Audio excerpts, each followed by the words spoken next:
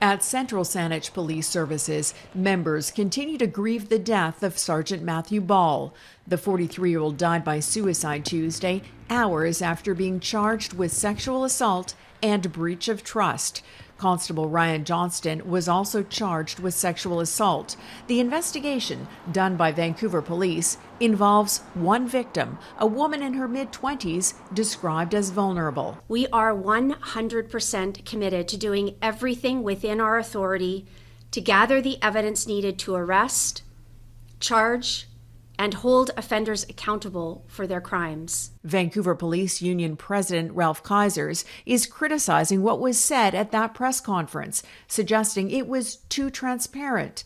In a letter to members, he says in part, "I share your concerns about how public statements, particularly those that are overly charged, can influence public perception and affect the morale of law enforcement professionals," adding, "It goes beyond what is necessary to inform the public and veers into language that risks undermining the presumption of innocence." Public trust is the most precious resource that any police force has. So transparency becomes not just important, but fundamentally important to maintain and restore public confidence. Questions remain. What is the evidence? Could there be other victims? Was support provided to the officers by their agency, Central Saanich? Certainly not the outcome that any person would have hoped for in this case. And I think it does call for a review of what are the protocols in a circumstance like this. The Independent Investigations Office is investigating the suicide which occurred near Shawnigan Lake.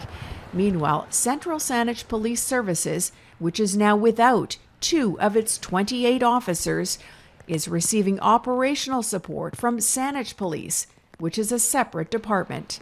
Catherine Urquhart, Global News.